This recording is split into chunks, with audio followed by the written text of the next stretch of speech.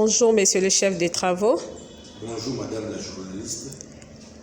Vous êtes chercheur évoluant au sein de ces centres en sciences humaines.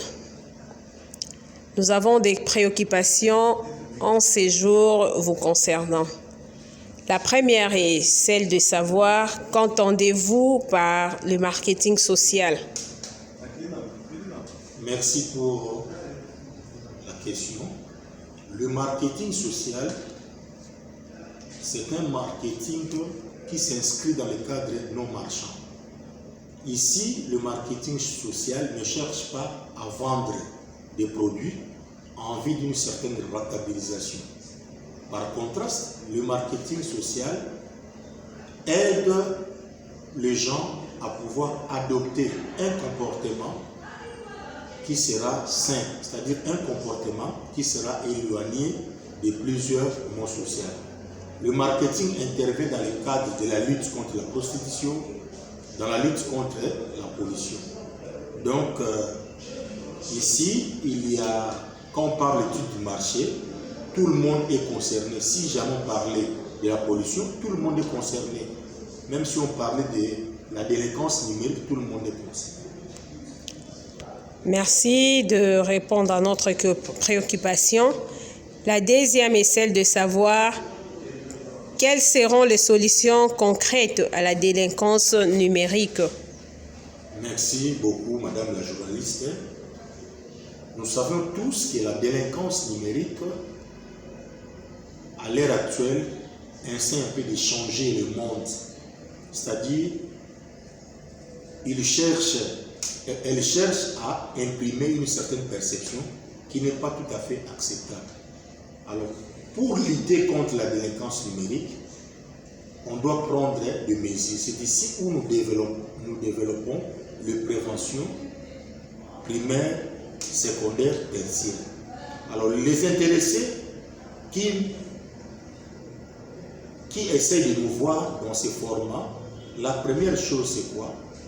Nous devons comprendre les éléments motivationnels de cet usage.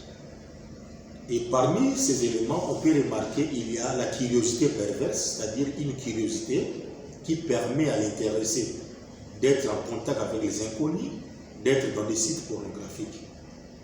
Et nous allons aussi préconiser des solutions, c'est-à-dire ici, nous devons demander à l'intéressé de faire un usage honorable du numérique, à ne pas devenir un addictif numérique, parce qu'il y a plusieurs conséquences.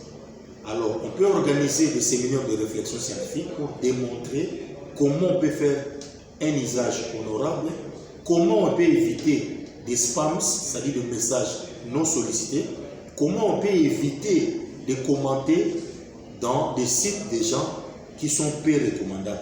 Voilà ce qu'on pourrait faire à cet égard. Ok, merci beaucoup. Nous voudrions aussi savoir, à votre avis, en tant que sociologue, thérapeute, clinicien, comment soignerez-vous la délinquance juvénile? Merci pour la question. La délinquance juvénile constitue, à l'ère où nous sommes, un fléau social. C'est ce que nous appelons communément Kuluna. Alors, pour combattre la délinquance numérique, nous devons d'abord chercher les étiologies sociales ou les éléments causalistes. Alors, parmi ces éléments, nous citerons la précarité populationnelle, l'exode rural, l'irresponsabilité parentale, l'influence malsaine environnementale. Alors, dès que nous avons tous ces éléments, nous devons maintenant proposer à qui les droits, c'est-à-dire proposer aux autorités les solutions. Il faut qu'il y ait une prise en charge pour ces jeunes gens-là. Il faut qu'il y ait du travail. Il faut que le parent soit rémunéré conformément à la dynamique que prennent souvent l'économie nationale ainsi qu'internationale. Et puis, il faut qu'il y ait aussi l'octroi des microcrédits pour que le parent ou pour que ses enfants puissent être en mesure d'abandonner cette mauvaise voie. Alors, sans passer par les étiologies, ça sera vraiment difficile parce que nous avions nous avions vu ici, il y a eu plusieurs mesures répressives.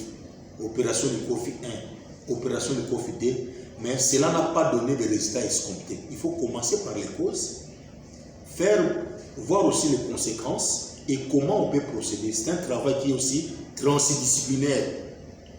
Les sociologues, les psychologues, les communicologues et les criminologues aussi. Merci, nous sommes très contents de vous entendre et de répondre à ces préoccupations. Nous vous disons un grand merci.